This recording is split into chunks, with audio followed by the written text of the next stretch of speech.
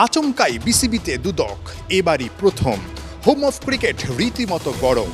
হচ্ছেটা কি বোর্ডে? ফিসফাস আকাশে বাতাসে। ঘড়িতে সময় তখন ঠিক 12টা বাজে। বিসিবিতে প্রবেশের পর 1 ঘন্টা চলেছে অনুসন্ধান। 3টা সুনির্দিষ্ট অভিযোগের ভিত্তিতে দুদকের 3 সদস্যের বিশেষ টিম আসে বিসিবিতে। গুরুত্বপূর্ণ সব নথিপত্র নাকি তারা সংগ্রহ করেছে।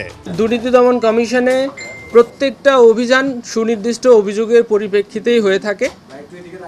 আমরা বিভিন্ন মিডিয়া, প্রিন্ট মিডিয়া থেকে বিভিন্ন মিডিয়া থেকে আমরা মূলত অভিযোগ পেয়ে থাকি। সেই অভিযোগগুলো যাচাই বাছাই করার জন্য আমাদের একটা কমিটি আছে।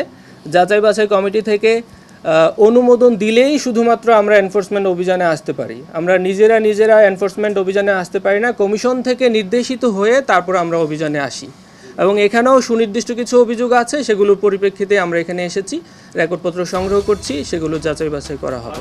3টা অভিযোগের 3টাই নাজমুল হাসান পাপনের আমলের। প্রথম অভিযোগ, বিপিএল এর টিকিট বিক্রিতে আর্থিক অনিয়ম।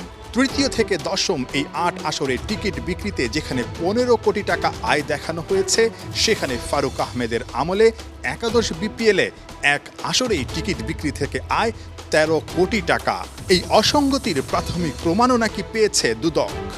প্রাথমিকভাবে মনে হচ্ছে যে অসঙ্গতি আছে, কারণ আপনি টিকিট সেলিংয়ের ব্যাপারটা যদি আপনি দেখেন তাহলে বুঝতে পারবেন। 8 বছরের আয় হচ্ছে 15 কোটি টাকা আর 1 বছরের আয় হচ্ছে 13 কোটি টাকা।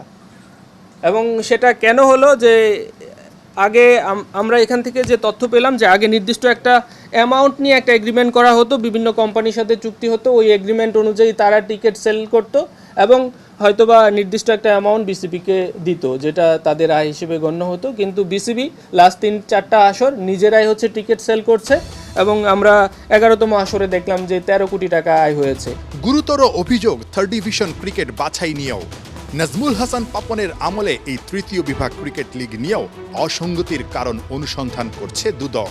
আসলে বোঝা যাচ্ছে, আপনারা খেয়াল করে দেখতে পারবেন যে বিগত বছরগুলোতে 2 থেকে 3টা অথবা 4টা টিম অংশগ্রহণ করত, আর এবছর 1 লক্ষ টাকা ফি করে দেওয়াতে 60টা দল অংশগ্রহণ করেছে। তাহলে বোঝা যাচ্ছে যে আগে হয়তো বা অংশগ্রহণ করার এরকম স্বাধীনতা ছিল না, বা কোনো একটা প্রেশার ছিল যেটার জন্য তারা অংশগ্রহণ করতে পারে নাই। এটা কি আসলে সেটা আমরা এখনও জানি না।